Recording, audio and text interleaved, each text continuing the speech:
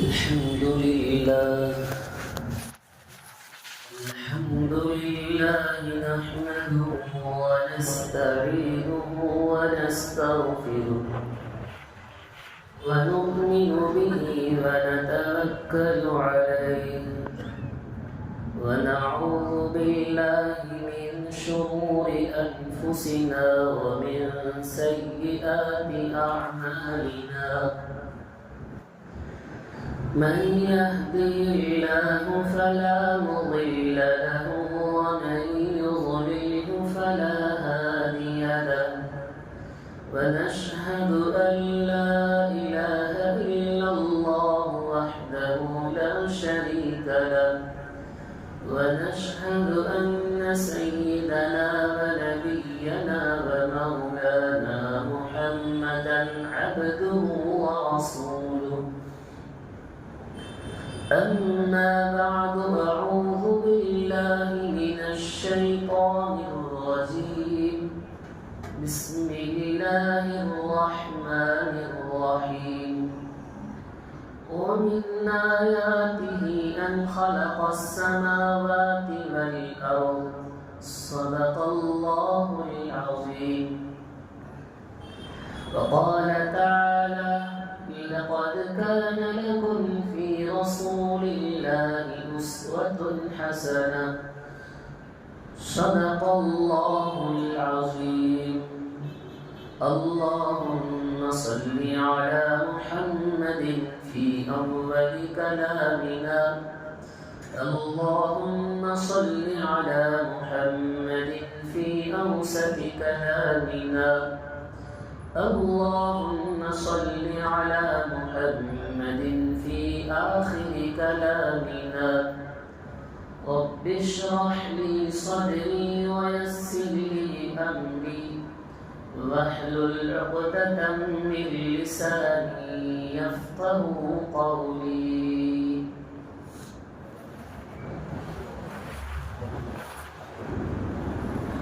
تمام تعریفیں اللہ رب العزت کے لیے سزاوار ہے، لائق تحسین ہے، جس نے مجھے اور آپ کو بلکہ اس پوری کائنات کو اپنے طاقت اور اپنے قبض قدرت سے بنایا۔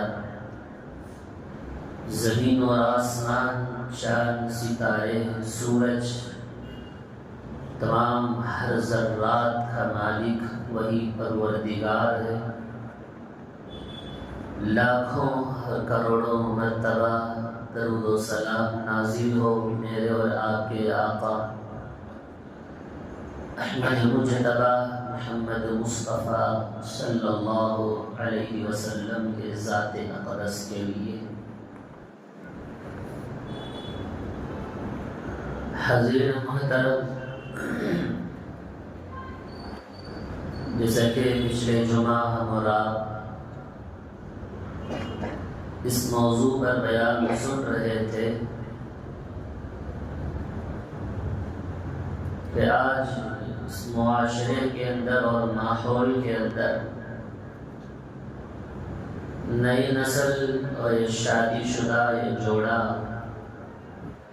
جو آپسی نااتفاقی کی بنیاد پر رشتوں کو خراب کر لیتے ہیں، توڑ لیتے ہیں،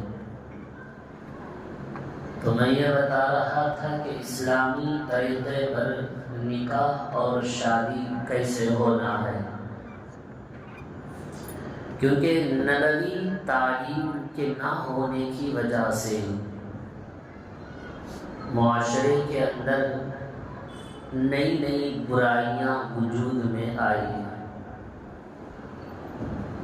لہٰذا میں اسی موضوع پر آپ حضرات کو بتاتا چلوں۔ دراصل یہ موضوع میرا لینے کا مقصد اس لیے تھا کہ دن بدن بڑھتے ہوئے طلاق اور خلع کے مسائل کو لے کر بڑا ہی افسوس ہوتا ہے۔ نہ شوہر بیوی کا حق ادا کرنے کے لیے تیار، نہ بیوی شوہر کا حق ادا کرنے کے لیے تیار۔ دونوں میں نا اتفاقیاں، لڑائی جھگڑے کی بنیاد بڑھتی جا رہی ہیں۔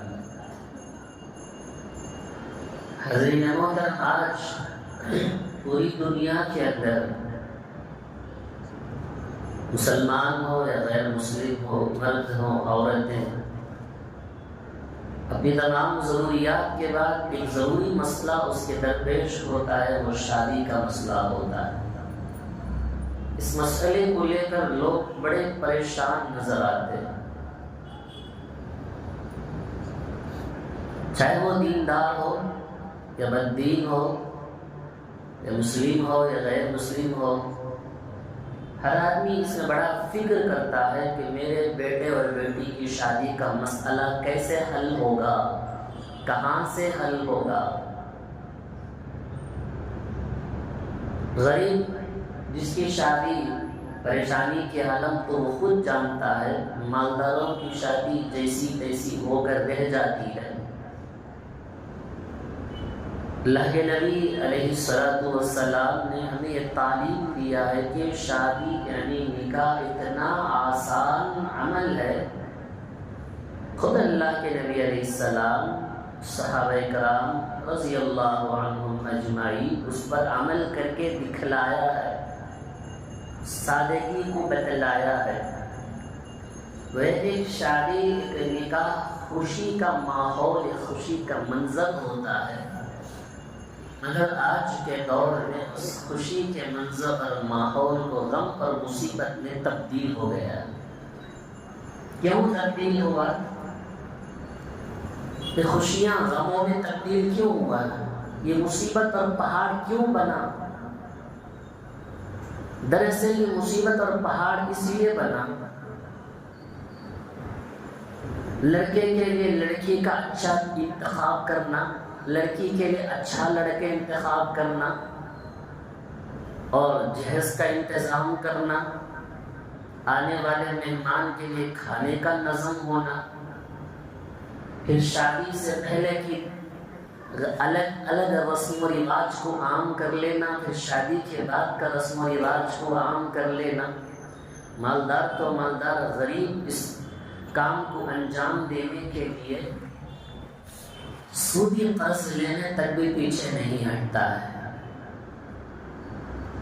شادی ہو بھی جاتی ہے، قرض لیا ہوا ابھی تک وہ نبھانے اور ختم کرنے کی نوبت آتی نہیں، وقت پر نہ بنا، سود بڑھتا گیا۔ یہ تمام چیزیں اس لیے ہوئی کہ ہم اور آپ اس بات پر غور کرنا ہے۔ قرآن مجید کہتا ہے لَقَدْ كَانَ لَكُمْ فِي رَسُولِ اللَّهِ أُسْوَةٌ حَسَنَةٌ، تمہاری اور میری زندگی کے لیے نبی کریم صلی اللہ علیہ وسلم کا ہمارے لیے نمونہ ہے۔ آج سنت کو ترک کرنے کی وجہ سے ہر کوئی پریشان ہے۔ کیوں؟ اس لیے کہ اپنا خود کا بنایا ہوا جو رسم و رواج ہے شادی کا، خود سے اس بنانے کی وجہ سے دین بھی برباد ہوا، دنیا بھی برباد ہوا۔ اس شادی کے چکر میں جو قرض لیتے ہیں، ادا نہ کرنے پر دھیرے دھیرے اس پر سود بڑھتا جاتا ہے، اس کا احساس نہیں ہوتا ہے۔ ایک حدیث سناتا چلو، نبی کریم صلی اللہ علیہ وسلم نے فرمایا سود کا ادنا سے ادنا درجہ یہ ہے، نعوذ باللہ، اپنے ماں کے ساتھ زنا کرنے کے برابر ہے۔ کیا بتاتا چلو، پچھلے 8 دن کا ایک نیوز آپ حضرات سنے ہوں گے، ٹوکور کے ایک گھر کے 5 افراد نے سوسائڈ کر لیا۔ وجہ کیا ہے؟ سوسائڈ کرنے کی وجہ کیا ہوئی؟ صرف اس بنیاد پر انہوں نے سوسائڈ کر لیا کہ قرض لیے ہیں، قرض کو ادا نہیں کر سکے۔ قرض خواہ گھر کے پاس آ کر زور زبردستی کرنے لگا۔ ہر آدمی کتنا ہی فقیر کیوں نہ ہو، اس کو عزت کا بڑا مسئلہ ہوتا ہے۔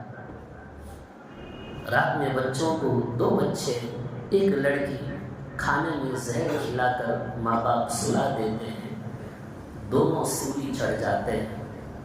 کیوں؟ اس وجہ سے کہ رقم ادا نہیں کر سکے، سود کے جال میں جا کر پھنس گئے۔ اتنی عالی شان شادی کرنے کے لیے شریعت نے کہاں حکم دیا ہے کہ میرا پڑوسی، میرے خاندان، میرا بھائی اتنا عالی شان کیا ہے تو اس سے بھی بڑھ کر دکھاؤں گا۔ جب تیرے پاس اتنی سکت اور اتنی ہمت نہیں ہے تو کرنے کی شریعت کہاں اجازت دیتی ہے؟ سیدھی سادی میں بھی شادی ہو جائے گی۔ نبی علیہ الصلوۃ والسلام نے اس کو عمل کر کے دکھایا ہے۔ خود کی اپنی بیٹی کی مثال اللہ کے نبی نے مثال دکھایا ہے۔ سادگی میں ایک ہی دن میں 2 دن کے اندر ختم ہو سکتا ہے، اس کے چکر میں مہینوں بھر پریشان ہوتے ہیں۔ اسی چکر میں بالغ ہو کر بن بیاہی لڑکیاں رشتہ نہ آنے پر گھر میں بیٹھی ہوئی ہیں، اس وجہ سے کہ جہیز دینا پڑتا ہے، لاکھوں کا خرچہ کرنا پڑتا ہے، سود پر لینا پڑتا ہے۔ دوسری وجہ یہ کہ سنت کو چھوڑنے کی وجہ سے، نبی کریم صلی اللہ علیہ وسلم کی تعلیم پر عمل نہ کرنے کی وجہ سے۔ حضرت محترم، آئیے آج کے اس بیان پر، میرے اس موضوع پر میں ایک ترتیب بتاتا چلوں، وہ بالکل میرے اور آپ کے آقا صلی اللہ علیہ وسلم کے اصول ہے۔ نبی نے ترتیب بتلایا ہے، اسی ترتیب پر اگر نکاح اور شادی ہوگی تو یاد رکھیں کہ اتنا آسان ہوگا، اتنا آسان ہوگا، کوئی پریشانی مصیبت کا سامنا کرنے کی نوبت نہیں آئے گی۔ اللہ کے نبی علیہ الصلوۃ والسلام نے فرمایا اگر وہ آدمی، وہ مرد نکاح کرنے کی طاقت اور ہمت رکھتا ہو پھر بھی نکاح نہ کرے، اللہ کے نبی علیہ السلام نے فرمایا کہ وہ آدمی، اس کا مجھ سے کوئی تعلق نہیں ہے، اس لیے کہ النکاح من سنتی، نکاح میری سنت ہے۔ نبی نے فرمایا فمن رغب عن سنتی، جو میرے سنت کو چھوڑ دے گا، ترک کر دے گا تو مجھ میں سے نہیں ہے۔ نبی علیہ الصلوۃ والسلام نے یہ بھی فرمایا ہے جو کوئی آدمی شادی کرتا ہو اور شادی کرنے کی طاقت ہو، نان و نفقہ خرچہ سنبھالنے کی اس کے اندر طاقت اور ہمت اور صلاحیت ہو، اسے چاہیے کہ اللہ کے نبی نے فرمایا نکاح کر لے، اس لیے کہ یہ نگاہ آنکھوں کی حفاظت اور شرمگاہ کی حفاظت کا ذریعہ ہے۔ اور یہاں تک فرمایا گیا شادی شدہ کی 2 رکعت، شادی شدہ کی 2 رکعت نماز غیر شادی شدہ کی 70 نمازوں سے زیادہ افضل ہے۔ اور اسی کو بزرگان دین نے یہ بھی فرمایا ہے جو کوئی آدمی ازدواجی زندگی بسر کرتا ہے، اپنے آپ کو گناہوں سے بچائے رکھتا ہے، گناہوں سے بچا کر رکھتا ہے، آنکھوں کی حفاظت ہو جاتی ہے، فرمایا اس کی نماز پڑھنا 21 نماز پڑھنے سے زیادہ افضل ہے، اس لیے کہ وہ اللہ کے حقوق کے ساتھ ساتھ اپنی بیوی کا حق ادا کر رہا ہے۔ کہ اللہ کے نبی علیہ السلام نے حدیث بیان فرمائی ہے۔ اب آئیے، اب رشتہ دیکھنے کا موقع ہوتا ہے۔ اب رشتہ دیکھنے کے لیے نبوی اصول کیا ہے، نبی کا طریقہ کیا ہے، نبی نے کیا اصول بیان فرمایا ہے۔ سب سے پہلے نبی علیہ السلام نے فرمایا اگر لڑکا رشتہ دیکھ رہا ہو تو لڑکی کے لیے، اگر لڑکی رشتہ دیکھ رہی ہو تو لڑکے کے لیے، لڑکی کے لیے کیا کیا چیزیں اختیار کرنا ہے، نبی نے سب سے پہلی چیز بیان فرمایا وہ ہے سب سے پہلے اپنی نیت کو درست کریں، اپنی نیت کو درست کر لیں۔ نبی علیہ السلام نے فرمایا کام کتنا ہی اچھا کیوں نہ ہو، عمل کتنا ہی بہتر کیوں نہ ہو، بھلائی والا کام کتنا ہی اچھا کیوں نہ ہو، اگر نیت خراب ہوا کتنا بھی اچھا کام ہو تمام کام برباد ہو کر رہ جائے گا۔ اگر انسان نماز پڑھ رہا ہے، اگر اس کی نیت یہ ہو کہ لوگ مجھے نمازی کہے، نماز بہترین عمل ہے مگر ضائع ہو کر رہ جائے گا۔ زکوٰۃ دینے والا اگر اس کی نیت خراب ہو، لوگ یہ کہیں مجھے مالدار، اگر یہ اس کی نیت اندر خراب آ گئی تو فرمایا کہ اس کی پوری زکات تباہ و برباد ہو گئی۔ فرمایا کہ شادی کرنے والا سب سے پہلے اس کی نیت کو درست کر لے۔ نیت کیا نیت کرنا ہے، کیا نیت ہونی چاہیے اس کی؟ کہ یہ نیت کرے کہ مجھے مالدار لڑکا ملے، عالیشان بنگلے بینک بیلنس اس کے پاس ہو، خوبصورت ہو۔ یہ نیت نہیں ہونا ہے، نیت صرف اتنا ہونا ہے۔ فرمایا کہ سب سے پہلی چیز نیت یہ کر لیں کہ میں نبی کریم صلی اللہ علیہ وسلم کی سنت پر عمل کر رہا ہوں۔ دوسری چیز یہ نیت کرنا ہے کہ مجھے اللہ تعالیٰ نیک اور صالح بیوی عطا فرمائے۔ دوسری یہ نیت کرنا ہے جس کے ذریعے سے میں اپنے ایمان کی حفاظت کروں گا۔ تیسری نیت، یہ چوتھی نیت یہ کرنا ہے جس کے ذریعے سے میں اپنی آنکھوں کی حفاظت کروں گا۔ پانچویں چیز یہ نیت کرنا ہے جس کے ذریعے سے میں اپنی شرمگاہ کی حفاظت کروں گا۔ اگر یہ نیت رہی تو انشاءاللہ یہ جڑنے والا دونوں رشتے پر کبھی درار و نہ اتفاقی کبھی نہیں آئے گی۔ آج درار، نہ اتفاقیاں، دوریاں، محبتیں ختم، 2 مہینے 3 مہینے کے شادی میں طلاق اور خلے کیوں آتے ہیں؟ دراصل رشتے سے پہلے یہ دیکھا جاتا ہے کہ لڑکا کماتا کتنا ہے، لڑکے کا بینک بیلنس کتنا ہے، اس کے خاندان کیسا ہے، یہ دیکھا جاتا ہے۔ شادی کی بنیاد ہم نے مال کی حیثیت پر رکھا۔ نبی نے فرمایا نہیں، بنیاد مال نہ ہو، بنیاد مال نہ ہو، خاندان بھی نہ ہو، خوبصورتی بھی نہ ہو، آپ کا اصل چیز نیت کو درست کر لیں۔ کتابوں میں ایک واقعہ لکھا ہے، فرماتے ہیں کہ گزر راستے میں جا رہے تھے، ایک آدمی اپنا گھر بنانے کے بعد گھر کے اوپر میں جو روشن دان بنایا جاتا ہے وہ بنا رہا تھا۔ بزرگ نے اس آدمی سے پوچھا کہ تو کیا کام کر رہا ہے؟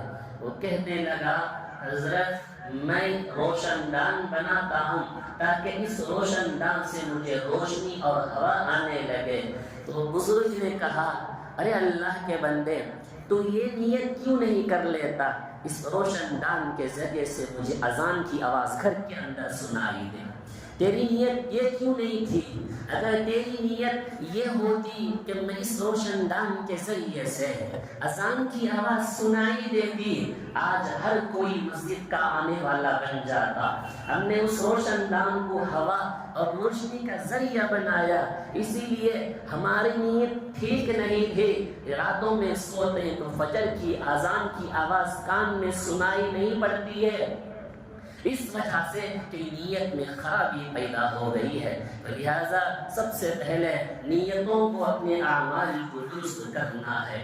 دوسری چیز یہ فرمایا گیا، اگر لڑکا یا لڑکی رشتے کو دیکھنا ہے تو سب سے پہلا کام، ایک اصول یہ بھی فرمایا گیا کہ اسے چاہیے کہ 2 رکعت صلاۃ الحاجہ بارگاہ الہی میں 2 رکعت، اگر اللہ توفیق دے 2 سے بھی زیادہ ادا کرے اللہ کی بارگاہ میں، اخلاص کے ساتھ، رو رو کر، گڑ گڑا کر رب العالمین کے بارگاہ میں یہ پوچھے اللہ سے، یہ مانگے، ایک تقاضا ہے اللہ سے، اللہ کہ میں ایک شادی نکاح کرنا چاہتا ہوں یا کرنا چاہتی ہوں، اگر یہ کام ہوگا تو بہتر ہوگا، کیونکہ صلاۃ الحاجہ پڑھ کر اپنے کام کا عمل کو سب سے پہلے شروع کریں۔ دوسرا عمل بتلایا گیا، کسی اللہ والے اور نیک لوگوں سے اس کا مشورہ لیں۔ تیسری چیز فرمائی گئی، نماز استخارہ، اللہ رب العزت سے مشورہ طلب کرنا۔ خیر کے کاموں میں ہر آدمی کو کسی کام کے شروع کرنے کے وقت میں شک و شبہ ہوتا ہے، گھبراہٹ ہوتی ہے کہ میں فلاں کام کروں یا نہ کروں، میری تجارت کا عمل میں شروع کروں یا نہ کروں، میرے کام میں پارٹنرشپ مناسب ہے یا نہیں ہے، میرے لیے یہ رشتہ مناسب ہے یا نہیں ہے۔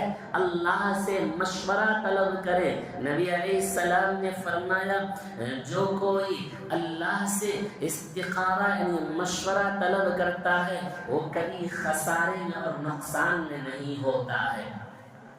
تو 2 رکعت نماز استخارہ، پہلی رکعت میں نبی علیہ السلام نے ایک طریقہ بتلایا کہ پہلی رکعت میں سورہ کافرون، دوسری رکعت میں سورہ اخلاص پڑھیں، رب العالمین سے دعا مانگیں۔ عربی میں دعا بہت لمبی ہے، اگر وہ یاد نہ ہو اللہ صرف اتنا مانگے، اللہ میں جس نیت سے نماز پڑھا ہوں اگر یہ کام میرے لیے بہتر ہے تو اس کام کو آگے بڑھانے میں میرا مدد فرما دے، اگر یہ کام میرے لیے شر ہے تو مجھے اس کام میں میرے شر سے میری حفاظت فرما۔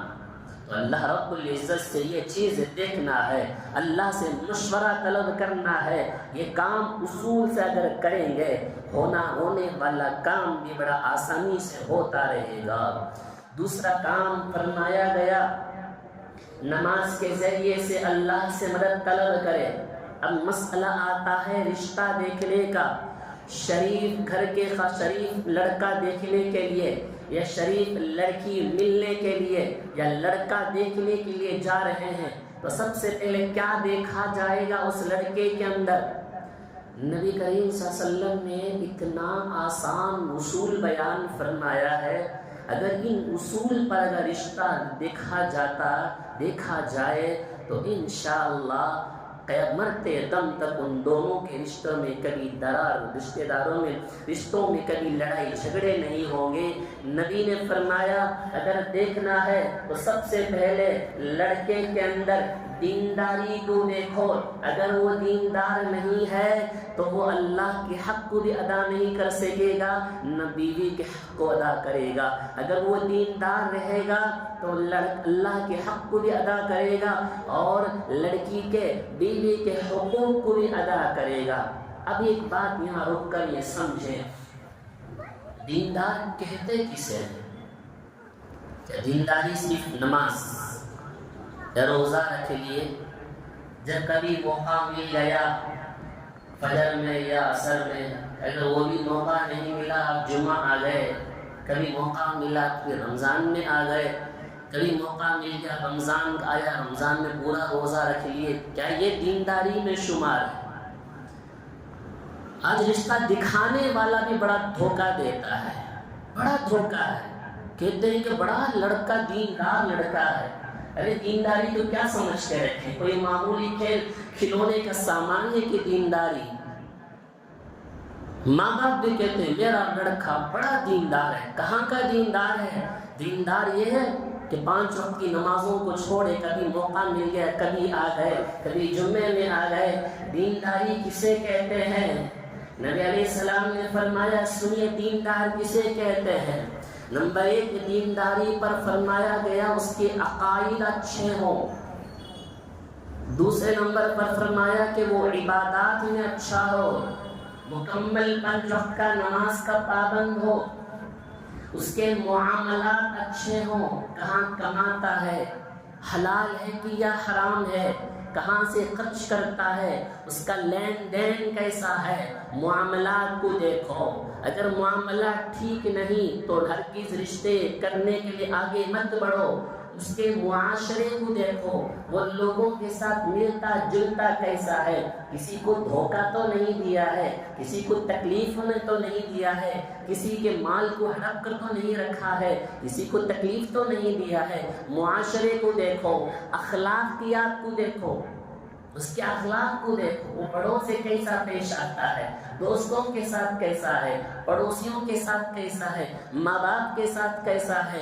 اگر یہ تمام چیزوں کا مجمع اس بندے کے اندر موجود ہے تو وہی دیندار کہلائے گا۔ آج دھوکہ دے کر اگر نکاح کیا جاتا ہے، دھوکہ دہی ہوتی ہے، صاف کھلے الفاظ میں کہتے ہیں لڑکا بڑا پیارا ہے، بڑا دیندار ہے، صرف 2-3 نمازیں پڑھ لینا دیندار کہلاتا نہیں، اس کے معاملات بھی اچھے ہونا ہے، اس کے معاشرت بھی اچھے ہونا ہے، اس کے اخلاق بھی اچھا ہونا ہے، وہ عبادات میں بھی اچھا ہونا ہے۔ یہ تمام چیزیں ایک بندے کے اندر 5 اگر کوالٹی پائی جاتی ہے، شریعت کے نزدیک وہ دیندار لڑکا کہلاتا ہے۔ چوتھے نمبر پر نبی علیہ السلام نے فرمایا اگر لڑکی دیکھنا ہے تو اس کے اندر کیا کیا کوالٹی دیکھی جائے گی؟ فرماتے ہیں کہ بڑا خوش قسمت انسان ہے اگر کسی کو اللہ تبارک و تعالی ہم سفر خوش مزاج مل جائے، نیک سیرت اگر بیوی مل جائے تو سمجھے کہ اللہ تبارک و تعالیٰ اس کو دنیا کی تمام نعمتیں اس کو دے دیا ہے۔ حضرت علی رضی اللہ عنہ فرماتے ہیں کہ جس کے اندر 5 باتیں ہوں، 5 چیزیں جس بندے کے اندر ہو، سمجھو کہ اللہ تبارک و تعالیٰ دنیا کی پوری نعمتیں اس کو حاصل ہو گئی۔ پہلے نمبر پر حضرت علی رضی اللہ عنہ فرماتے ہیں شکر کرنے والا زبان چاہیے، ناشکری کرنے والا نہیں، شکر کرنے والا زبان۔ حضرت قرآن مجید کہتا ہے کہ وَاشْكُرُوا لِي وَلَا تَكْفُرُونِ، اللہ کہتا ہے کہ اے میرے بندے تو میرا شکر گزار بندے بن جا، ناشکری کرنے والا مت بن۔ لَإِن شَكَرْتُمْ لَأَزِيدَنَّكُمْ، اگر تو شکر گزار بندہ بن جائے گا تو میں تیرے مال میں اور اضافہ کروں گا۔ وَلَئِن كَفَرْتُمْ إِنَّ عَذَابِي لَشَدِيدٌ، اگر تو ناشکرا بنے گا تو سخت عذاب میں مبتلا کیا جائے گا۔ ناشکری کبھی مت کرنا، جس حال میں اللہ رب العزت رکھا ہے اس پر اللہ کا شکر ادا کریں۔ نبی علیہ السلام نے فرمایا دیکھنے والی آنکھ اگر انسان یہ کہے کہ اللہ مجھے صحیح سلامت رکھا ہے، الحمدللہ کہا، کھانے کے لیے کھانا مل گیا، اگر وہ بندہ الحمدللہ کہا، اللہ نے جس حال میں رکھا اگر وہ بندہ الحمدللہ کہا، نبی علیہ السلام نے فرمایا یہ الحمدللہ گویا کہ اس نے اللہ کا شکر ادا کر دیا۔ شیخ سعدی رحمۃ اللہ علیہ فرماتے ہیں میں راستے میں جا رہا تھا کہ میرے اچانک سے پیر میں چپل ٹوٹ گیا، اب دوبارہ دوسرا چپل لینے کی بھی طاقت نہیں اور سینے کے لیے رقم بھی موجود نہیں، میں اسی بغیر چپل کے چلتا رہا یہاں تک کہ شہر کی ایک مسجد میں داخلہ ہوا۔ میں جب شہر کی ایک مسجد میں گیا تو دروازے پر ایک آدمی کو دیکھا جس پر میری نگاہ پڑی، اس کے پیر دونوں نہیں تھے، تو میں فوراً مسجد میں گیا اور سجدے پر گر کر اللہ کی بارگاہ میں رو رو کر اللہ کا شکریہ ادا کیا، کہا اللہ تیرا لاکھ لاکھ شکر ہے، میرے پیر میں چپل نہیں تو کیا ہوا، اس بندے کے دونوں پیر نہیں ہے، یہ تیرا شکر ہے۔ ہم راستے میں جاتے ہیں، کبھی بھیک مانگنے والے کو دیکھے ہوں گے، کسی کے ہاتھ نہیں، کسی کے پیر نہیں، فوراً اللہ کا شکر ادا کرے، اللہ تیرا شکر ہے میں کم از کم اس حال میں تو ہوں۔ گاڑی میں جانے والا ہے، پیدل جانے والا یہ سمجھے گاڑی ہو تو کیا ہوا، اللہ تو مجھے صحیح سلامت تو رکھا ہے، الحمدللہ اللہ تیرا لاکھ شکر ہے۔ کسی کو مریض کو کسی معذور کو دیکھتے ہوئے نبی علیہ السلام نے دعا فرمائی ہے، یہ دعاؤں کو پڑھتے رہنا ہے۔ الحمدللہ الذی عافانی مما ابتلاک بہ وفضلنی علی کثیر ممن خلق تفضیلا، اللہ تیرا شکر ہے کہ تو نے مجھے اس معذور جیسا بننے سے میری حفاظت فرمایا، یہ اللہ کا شکر ہے۔ ناشکری کرنے والے پر اللہ کیسے عذاب نازل کرتا ہے۔ آج دکان چلانے والے، تجارت کرنے والے، نبی علیہ السلام کی اس تعلیم پر غور کرنا، آج جتنا بھی تمہیں تجارت میں نفع حاصل ہو، زیادہ نفع ہو کہ کم نفع ہو، کم بھی ہو صرف اتنا کہیں اللہ تیرا لاکھ شکر ہے، کم از کم اتنا تو ملا ہے۔ ارے ان بندوں کو دیکھو جو اتنا بھی نہیں ملا ہے، اللہ نے رہنے کے لیے چھت دیا ہے، ان لوگوں کو سوچو جن کے ہاں چھت نہیں ہے، پورے پلیٹ فارم کے بنے ہوئے ہیں، اللہ نے 3 وقت کی روزی دی ہے، کھا لیتے ہیں، ان کو سوچو کہ جن کے پاس 3 وقت کی روزی بھی نہیں ہے۔ قرآن مجید نے ایک واقعہ بیان فرمایا قوم سبا کا، بارہ 22 کے اندر اللہ فرماتا ہے اللہ تعالیٰ نے اس قوم کو جہاں تک وہ لوگ نگاہ اٹھائیں گے اتنی دور تک ہریالی ہریالی ہوتی تھی اور ہر درخت میں قسم قسم کے پھل لگے ہوئے تھے، اللہ تعالیٰ نے قرآن مجید میں کہتا ہے کلوا من رزق ربکم واشکروا لہ، کہ اللہ تبارک و تعالیٰ کی رزق کو کھاتے رہو اور اللہ کا شکر ادا کرتے رہو۔ اس قوم کو شہر پر اللہ تبارک و تعالیٰ نے اتنی ہریالی دیا تھا، اتنے قسم قسم کے پھل دیے تھے، اگر کوئی آدمی ٹوکری لے کر چلتا، نیچے گرے ہوئے پھلوں کو اٹھا کر رکھ لیتا، ٹوکری بھر جاتی مگر نیچے گرے ہوئے پھلیں کبھی ختم نہیں ہوتی تھی، اتنی ہریالی تھی۔ اللہ نے ان سے کہا کہ ناشکری مت کرنا، تو وہ لوگ اللہ سے کہنے لگے اے اللہ اتنی ہریالی ہے، ایک شہر سے دوسرے شہر کو جاتے ہیں تو راستہ معلوم نہیں ہوتا ہے، ہر جگہ ایک ہی طرح کے راستے ہوتے ہیں، ہم اس سے تنگ آ گئے ہیں، نعوذ باللہ۔ یہ الفاظ جب انہوں نے کہا تو اللہ تبارک و تعالیٰ نے ایک سزا، ایک عذاب دیا۔ سب سے پہلے زمین کے نیچے سے اللہ نے پانی کو کھینچ لیا، جب پانی کھینچ گئے تو زمین بھی سوکھ گیا، جب زمین سوکھ گیا تو اللہ تبارک و تعالیٰ کے حکم سے پورے درخت سوکھ گئے، کھانے کے لیے کھانا نہیں رہا، پینے کے لیے پانی کے لیے ترس رہے تھے، ناشکری کرنے کی وجہ سے اللہ نے یہ عذاب دے دیا۔ نبی کریم صلی اللہ علیہ وسلم کے پاس ایک فقیر مانگنے کے لیے آیا اور کہا یا رسول اللہ مجھے کچھ عطا کر دیجیے کہ میں بھوکا ہوں۔ نبی علیہ السلام نے کھجور اٹھا کر عنایت فرمایا، کھجور لے کر وہ گیا نہیں کھڑا رہا، اس کو ایک کھجور سے اطمینان نہیں ہوا۔ پھر نبی کریم صلی اللہ علیہ وسلم کے پاس گیا، کہا یا رسول اللہ مجھے اور چاہیے، لے لیا، نبی نے ان کو عطا کر دیے۔ وہ آدمی چلا گیا، ایک اور دوسرا فقیر مانگنے کے لیے نبی کے دربار پر آیا، نبی سے کہا یا رسول اللہ کچھ عطا کر دیجئے۔ نبی نے کچھ کھجوریں عطا کی، وہ کھجور لے کر وہ فقیر مانگنے والا نبی کا اتنا شکریہ ادا کیا، اے اللہ تیرا لاکھ لاکھ شکر ہے کہ تیرے نبی نے مجھے عنایت فرمایا۔ بڑے خوش ہوئے نبی کریم صلی اللہ علیہ وسلم، اس کے خوش ہونے پر حضرت اپنی خادمہ سے کہا جاؤ ام سلمہ سے کہو اگر اللہ کی راہ میں خیرات کرنے کے لیے کچھ مال اگر رکھا ہو تو لے آنا۔ خادمہ حضرت ام سلمہ کے پاس جاتی ہے، کچھ لے کر آتی ہے، 40 دینار انہوں نے دیا، وہ لے کر نبی کے دربار میں پہنچتے ہیں، نبی نے اس 40 دینار اٹھا کر اس فقیر کو سائل کو دے دیا۔ لیکن شکرتم لازیدنکم، تم نے شکر ادا کیا اللہ مزید عنایت فرمایا، اور تم نے ناشکری کی تو دھکار دیے جاؤ گے، عذاب مبتلا کر دیے جاؤ گے، تو کبھی بھی ناشکری مت کرنا۔ دوسرے نمبر پر یہ فرمایا گیا ذکر کرنے والا دل چاہیے، ہمیشہ اللہ کو یاد کرتے رہنا ہے۔ تیسرے نمبر پر حضرت علی فرماتے ہیں روزی اللہ تعالیٰ نے 3 وقت کی روزی دے دیا ہے، صحیح سلامت ہے تو اللہ کی نعمت ہے۔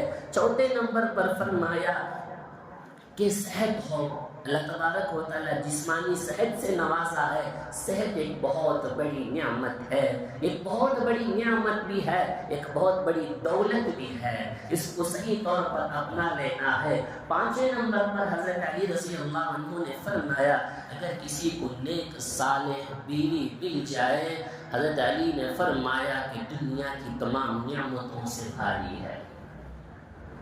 اب آئیے مسئلہ فرماتے ہیں کہ عورتوں کے لیے کن کن چیزوں کو دیکھ کر رشتہ طے کیا جائے گا۔ نبی علیہ السلام نے فرمایا تنکح المرأۃ الاربع، 4 چیزوں کو دیکھ کر آج کل شادی کیا جاتا ہے۔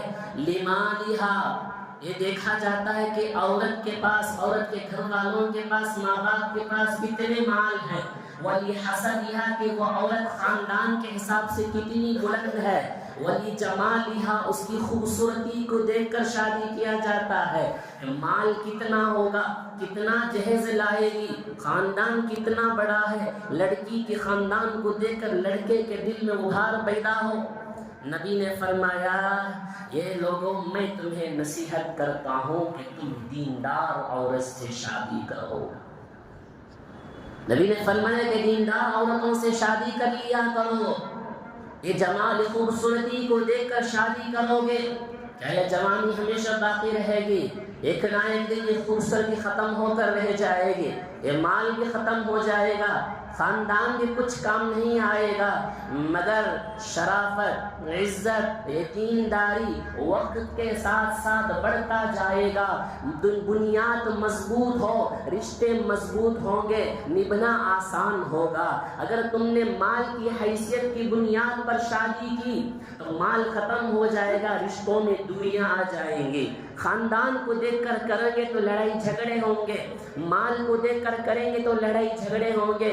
نبی نے فرمایا دینداری کی بنیاد پر شادی کر لیا کرو، یہ باتیں رہیں گی۔ اللہ کے نبی علیہ السلام نے فرمایا الدنیا کلھا متاع وخیر متاع الدنیا المرأة الصالحہ، دنیا کی تمام چیزیں ایک سامان ہے، دنیا کی تمام بہترین سامان میں سے ایک سامان وہ ہے جو نیک بیوی ہو۔ تو لہٰذا لڑکے کے متعلق بھی نبی علیہ السلام نے یہی فرمایا کہ نیک سالی ہو، لڑکی بھی نیک صالح ہو، مال کی بنیاد پر نہیں، خاندان کی بنیاد پر نہیں، خوبصورتی کی بنیاد پر نہیں۔ نبی علیہ السلام نے فرمایا اگر خوبصورت عورت کو دیکھیں تو شوہر کی آنکھیں خوش ہوتی ہیں، اگر وہی خوبصورت بااخلاق دیندار عورتوں کو جب شوہر دیکھتا ہے تو اس کا دل خوش ہوتا ہے، پوری خاندان اس کی نسل پوری بن جاتی ہے۔ نبی علیہ السلام نے یہی اصول بیان فرمایا ہے۔ جب رشتے بن گئے، نکاح کا موقع آئے گا، نبی کریم صلی اللہ علیہ وسلم نے فرمایا افشوا النکاح بینکم، نکاح کے لیے اعلان کرو، نکاح کرنے کے وقت میں اعلان کرو۔ اس کا مطلب کیا ہے کہ کوئی مائک لے کر اعلان کرنے کا نہیں۔ نبی نے فرمایا سنت عمل یہ ہے جب نکاح کریں گے تو جمعے کے دن نکاح کرو، یا نہیں تو جمعے کے دن عصر کے بعد نکاح کرو، یہ نبوی سنت ہے۔ اسی سنت کو اپنایا جاتا ہے، اسی سنت کو ہوگی مسجد میں جمعے کے دن کریں گے، مجمع زیادہ ہوگا، اعلان ہو جائے گا۔ اس نئے رشتے جڑنے والے رشتوں میں دعاؤں کی سخت ضرورت ہوتی ہے۔ اگر ان پورے مجمع میں کسی ایک بندے کی نکاح ہوئی، آج اس بندے کے لیے مسجد میں نکاح کے بعد اس کے لیے دعا ہوئی، اس پورے مجمع میں معلوم نہیں کون سے اللہ کا بندہ ہے جس کی دعا آمین قبول ہو گئی، یہ دونوں رشتوں کے اندر میں خوشیاں پیدا ہو جائیں گی، دوریوں رہنے سے دور رہ جائے گی۔ دوسری فرمایا اگر مسجد میں نکاح ہوگی، نبی علیہ السلام نے فرمایا یہ بزرگان کی تعلیم بھی ہے، اگر گھروں میں شادی محلوں میں ہوگی وہاں لوگوں کے دلیں غافل ہوگی، ہر کوئی کام کاج میں مشغول ہوگا، قرآن مجید کی تلاوت ہوتی ہے نکاح کے موقع پر، مگر وہاں بات چیت میں مشغول ہے، اور قرآن مجید کہتا ہے جب قرآن پڑھیں تو غور سے سنو اور خاموش بیٹھو۔ نکاح کی محفلوں میں، شادی محلوں میں، گھروں میں خاموش بیٹھنے کا مزاج نہیں رہا، قرآن کی بے ادبی ہوگی۔ اگر وہی مسجد میں ہوگا رحمت کے فرشتے نازل ہوں گے اور مجمع زیادہ ہوگا، دعائیں ہوگی، لوگوں کا دل غافل نہیں ہوگا، ہر کوئی دعا دینے والا بنے گا۔ آج جائز محفلوں میں لوگوں کے آنا کم ہو گیا ہے، اگر وہی کسی کے برتھ ڈے ہو، کہیں دوسرا پروگرام ہو، مجمع زیادہ ہو کر خوشیاں منائی جاتی ہے، یہ بھی ایک عبادت ہے، خوشی منانے کا موقع ہے۔ مجلسوں کو عام کیا کرو، افشوا النکاح بینکم، یہ نبی کریم صلی اللہ علیہ وسلم کی سنت بیان فرمائی ہے۔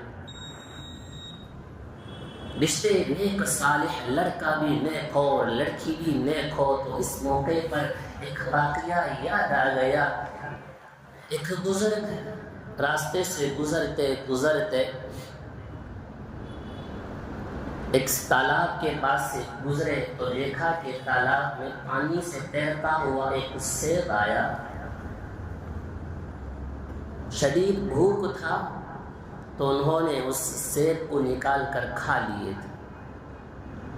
کھانے کے بعد انہوں نے یہ سوچا کہ میں یہ سیب وہ اس کے مالک کی اجازت کے بغیر کھا لیا ہوں، تو اس سیب والے کے گھر کو تلاش کر کر جا کر اسے معافی مانگ دوں گا تاکہ اس کا بدلہ پورا ہو جائے۔ جس طرف سے سیب آ رہا تھا اسی طرف سے تلاش کرتے کرتے گئے تو دیکھا کہ ایک درخت جھکا ہوا تھا جس میں پھلیں موجود تھیں، یعنی سیب موجود تھا۔ اس مالک کے یہاں باغ کے اندر داخل ہوئے اور وہاں رہنے والے جن کا نام عبداللہ صومعی، ان سے کہا کہ میں آپ کے باغ سے نکل کر ایک سیب آ گیا ہے، میں آپ کی اجازت کے بغیر اس سیب کو کھا لیا ہوں اور مجھے بڑی شرمندگی ہو رہی ہے، اس کا کیا بدلہ ہے؟ انہوں نے سوچا کہ بہت بڑا نیک انسان ہے کہ بغیر اجازت کے کھا لینے پر معافی کے لیے وہاں سے یہاں تک آیا ہے۔ انہوں نے کہا اچھا، آپ کی سزا یہ ہے کہ آپ ہمارے باغ میں تقریباً 12 سال مزدوری کریں گے۔ وہ بزرگ مزدوری کرنے لگے 12 سال۔ جو ہی 12 سال گزرے تو ایک دن انہوں نے اس بزرگ سے کہا مہمان آئے ہیں، درخت سے کچھ پھل توڑ کر لے آنا۔ انہوں نے درخت سے پھل توڑ کر مالک کے ہاں لے کر آئے تو جب سیب کو کاٹا گیا تو سیب ایک دم کچا تھا اور کھانے کے لائق نہیں تھا، اس کے اندر کھٹاس تھا۔ تو باغ کے مالک نے پوچھا اتنے سال سے ہمارے باغ میں کام کر رہے ہیں، آج تک تمہیں معلوم نہیں ہوا کہ کون سا پھل میٹھا ہے اور کون سا پھل کھٹا ہے؟ انہوں نے کہا میں ایک مرتبہ سزا کاٹ لیا ہوں، ایک پھل کو بغیر اجازت کے کھانے پر 12 سال سزا کاٹا ہوں۔ میں نے 12 سال تک نگاہ اٹھا کر نہ سیب کی طرف دیکھا ہوں نہ وہ سیب کو نکال کر میں کھایا ہوں، 12 سال تک میرا یہی مسئلہ رہا۔ انہوں نے سوچا اب تمہارا مسئلہ حل ہو گیا ہے، تمہاری معافی ہو گئی ہے، ایک اور معافی ہے، اگر وہ اس پاس ہو جائیں گے تو تم یہاں سے چھٹکارا تمہیں مل جائے گا۔ وہ کیا ہے؟ دوسری معافی کا یہ ہے آپ کو میری لڑکی سے شادی کرنا ہوگا۔ میری لڑکی کی میں خصوصیت بتاتا ہوں کہ وہ آنکھوں سے اندھی ہے، بول نہیں سکتی ہے، کانوں سے بہری ہے، پیروں سے معذور ہے۔ تو بزرگ رشتے کے لیے تیار ہو گئے، شادی بھی ہو گئی۔ جب پہلی رات کمرے کے اندر داخل ہوئے، جب جو بھی کمرے کے اندر داخل ہوئے دیکھا کہ خوبصورت نوجوان لڑکی بیٹھی ہے، دونوں پیر سلامت ہیں، زبان بھی ہے، آنکھ بھی ہے، سب کچھ ہے۔ یہ دیکھ کر ڈر کر فوراً باہر آ گئے اور اس باغ کے مالک سے کہا میرے کمرے میں کوئی غیر عورت آ کر بیٹھ گئی ہے، آپ نے کہا تھا کہ اس کے پیر نہیں ہے، زبان نہیں ہے، آنکھیں نہیں ہے، یہ کوئی اور عورت میرے گھر میں آ کر بیٹھ گئی ہے۔ انہوں نے کہا کوئی اور عورت نہیں، وہ میری ہی لڑکی ہے، میں یہ بتانا چاہتا تھا اس کی آنکھ نہیں ہے، جب سے اس نے ہوش سنبھالا ہے کسی غیر محرم کو دیکھا نہیں ہے، اور زبان نہیں ہے، میں اس لیے کہا تھا کبھی اس کی زبان سے جھوٹ اور غیبت نہیں نکلی ہے، میں پیر نہیں تھا اس لیے کہا تھا کبھی اس نے اس گھر کے دہلیز سے باہر تک نہیں گیا ہے، اس کے جسم کو کسی غیر محرم عورت مرد تک اس کے جسم کو دیکھا نہیں ہے۔ یہ نیک صالح بیوی تمہاری ہے، رشتہ جڑ گیا ان دونوں رشتوں سے، یہ بھی نیک صالح اور عورت بھی نیک صالح، یہ دونوں رشتے بنے تو ان سے ایک اولاد پیدا ہوئی۔ شیخ عبد القادر جیلانی رحمت اللہ علیہ، آج پوری دنیا انہیں اٹھا کر سر اٹھا کر دیکھتی ہے، آج انہی نیک صالح ماں باپ کی اولاد ہے۔ جب ماں باپ اتنے نیک و صالح ہوتے ہیں تو اولاد بھی بڑے نیک و صالح نکل کر آتے ہیں۔ ہم نے رشتے کی بنیاد کو پہلے سمجھنا ہے۔ آج میرے ایک موضوع تھا جو حضرت آخر میں آئے ہیں، نوجوان بعد میں آئے ہیں، میں فرمانا چاہتا ہوں کہ آپ حضرات اگر شروع میں آتے، جو مسئلہ میں آج لے کر بیٹھا ہوں یہ ابھی ختم نہیں ہوا ہے، یہ موضوع ایک ایک ترتیب پر میں بتاتا چل رہا ہوں۔ آج ہمارے رشتے کیوں ٹوٹ رہے ہیں، میاں بیوی کے اندر لڑائی جھگڑے کیوں آتے ہیں، طلاق اور خلع کیوں لے کر پھرتے ہیں؟ آج قضات میں جا کر دیکھیں، لسٹ بھرے ہوئے ہیں، فیصلے نہیں ہو پا رہے ہیں، کیوں لڑائی ہو رہی ہے، کیوں اتفاق نہیں ہے آپس میں؟ شادی کے لیے آپ نے مہینوں بھر سے تیاری کی ہے، صرف کپڑے کے لیے، مال جمع کرنے کے لیے۔ کبھی آپ نے یہ نہیں سوچا کہ بیوی کے ساتھ میں رہنا کیسا ہے، کبھی وہ عورت یہ نہیں سوچی اور اس کی ماں نے اس کو یہ تربیت نہیں دی کہ شوہر کے ساتھ میں رہنا کیسا ہے، اس کے ساتھ تربیت، اس کے اخلاق کیسے پیش آنا کیسا ہے، اس کا حق ادا کرنا کیسا ہے۔ قرآن نے اپنے ماں باپ، اپنے باپ داداؤں کے خاندان کے رشتے کو اٹھا کر دیکھے، سال ہا سال سے محفوظ ہوتا ہے۔ آج یہ نئے نوجوان بچوں کی شادیاں صرف 2-3 مہینے کے اندر ہی یہی شادی ہے، اور اس کے بعد فوراً جو ہی طلاق ہوا، خلا ہوا، دوسری شادی کے لیے تیار بھی ہو گئے۔ یہ کوئی کھیل کھلونے کا سمجھ کر رکھا ہے۔ نبی کریم صلی اللہ علیہ وسلم نے فرمایا حلال چیزوں میں اللہ کو سب سے ناپسندیدہ چیز وہ طلاق ہے۔ اللہ کو اس سے بہت غصہ آتا ہے جب تو نے اللہ، اس کا مطلب یہ ہے جب تم نے اللہ کا حق ادا نہیں کیا، اس کا مطلب ہے کہ تم نے اپنی بیوی کا بھی حق ادا نہیں کیا۔ اس کو سمجھے، لڑکا شادی کے لیے دیکھنا کیسا ہے، لڑکی ہونا کیسا ہے۔ سب سے پہلا جو ابتدا ہے، جو نکاح پڑھائی جاتی ہے، اس موقع پر اس جگہ کا خاص اہتمام کریں، اس موقع کا خاص اہتمام کریں، سنت کے مطابق شادی کر کے دیکھیں۔ نبی کریم صلی اللہ علیہ وسلم نے فرمایا سب سے بہترین نکاح، آسان نکاح وہ ہے جس میں خرچہ کم سے کم ہو، جس میں سودی رقم ہرگز نہ ہو، جس میں سودی رقم ہرگز نہ ہو۔ جیسے کہ میں شروع کے بیان کے شروع میں بتلایا تھا کہ تم کے ایک گھر کے 5 افراد نے سوسائڈ کر لیے ہیں اسی سود پر پھنس جانے کی وجہ سے۔